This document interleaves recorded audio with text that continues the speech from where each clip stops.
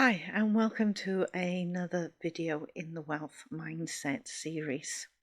I hope you're enjoying the ones that we've created so far and are starting to get some ideas about some of the things that you can do that are simple things to build your wealth. And today I'm going to talk about the rainy day fund. So, what is the rainy day fund? And it's literally having some money set aside for those days when something unexpected happens and knowing that you've got sufficient there to provide for yourself. So, what are some of the things that we want to think about when we set up a rainy day fund?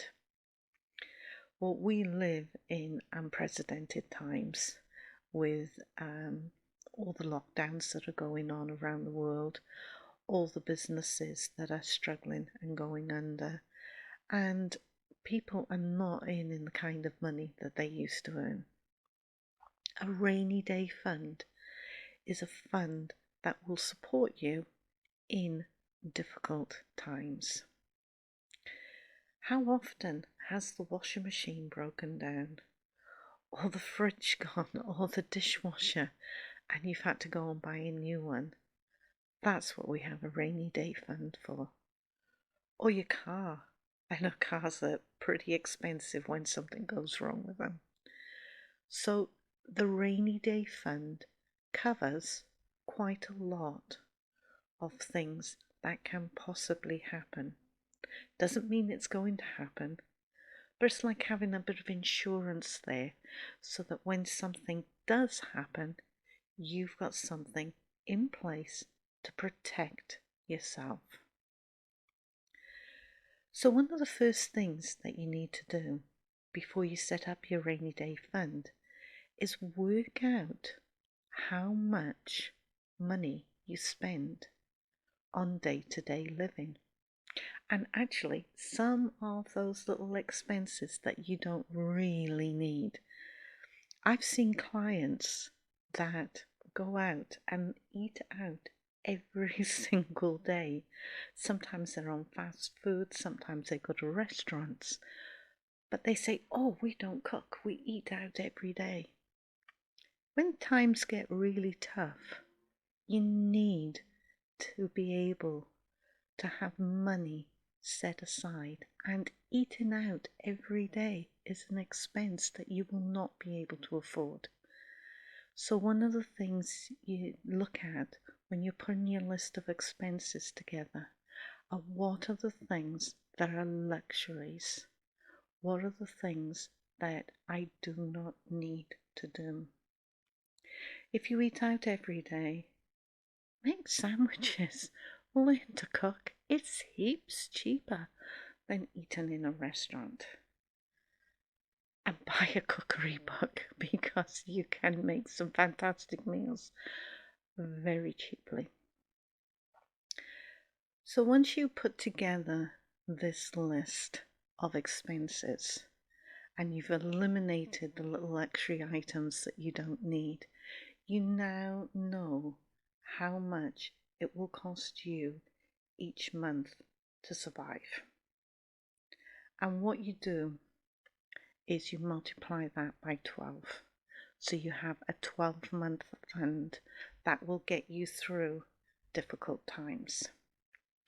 Now, 12 months might seem a long time, but as I said, we're in difficult times at the moment, and people are being placed in lockdown for 6 months or longer.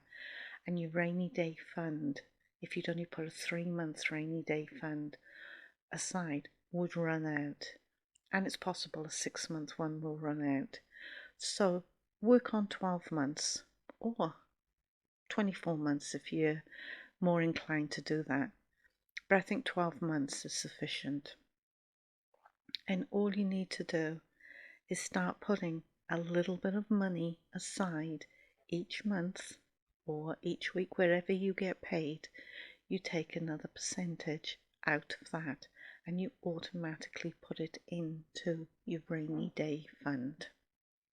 Now, I know if you listen to the 10%, you're probably saying to me, but Karen, I've just done 10% and you want me to put more aside as well. Well, use part of your 10% if you really are struggling and you can't add a little bit more onto that.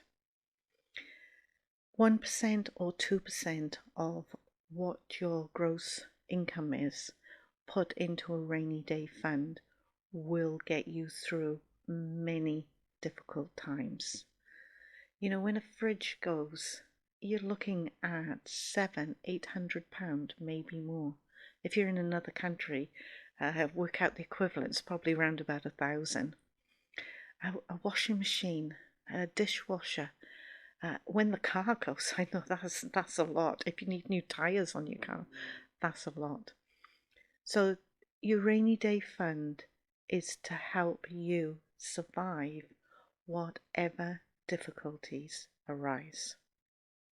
And 1 to 2% of your income will go aside, because once you've got that 12-month fund there, you don't need to keep adding into it. You've got that 12-month fund.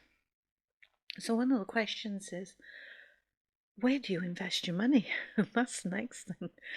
And there are a variety of things that you can do. In the UK, you have ISAs.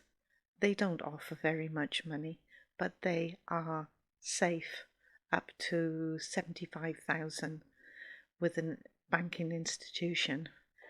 And that's money that you can access at any time. In the UK, you also have what's called National Savings and Investments, which is the government investment scheme. This is where the government encourages people to save, so it's got cash and it doesn't need to go and buy cash on the open market to run the infrastructures in the country. So NS&I offer you guaranteed income accounts, capital growth accounts. Have a look, there's a variety of them. Again, they are not paying much interest, they're pretty low, but we are setting up an emergency fund that we want access to.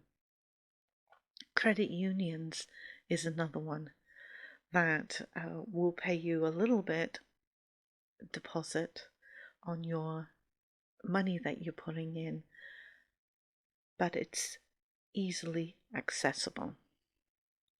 Now, I should say that with the NS&I, the government will guarantee the money that you put in up to 1 million.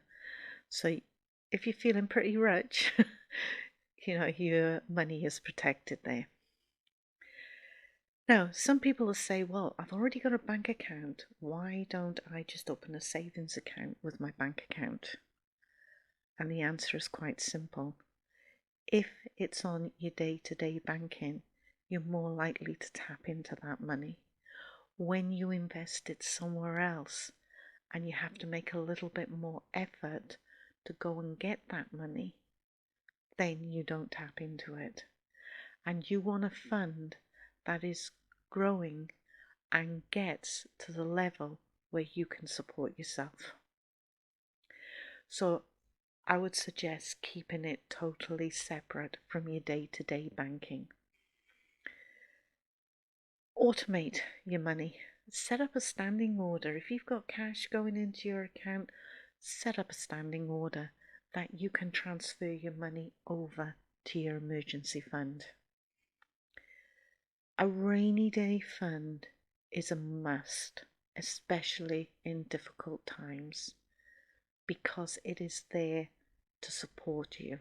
So when you have income coming in, set your rainy day fund up. If you haven't got any income coming in, then I suggest you have a look at the training courses we run, because we teach you how to make money and then how to invest it. My website is karennewton.co.uk, and you can find out a lot of information about the types of courses we run there. So please think seriously about setting up a rainy day fund. You never know when you are going to need it. And everybody needs one because we all have breakages, not just unemployment or serious issues like that. When a washing machine goes or a fridge goes, we need to be able to replace them straight away. So get your rainy day fund in place.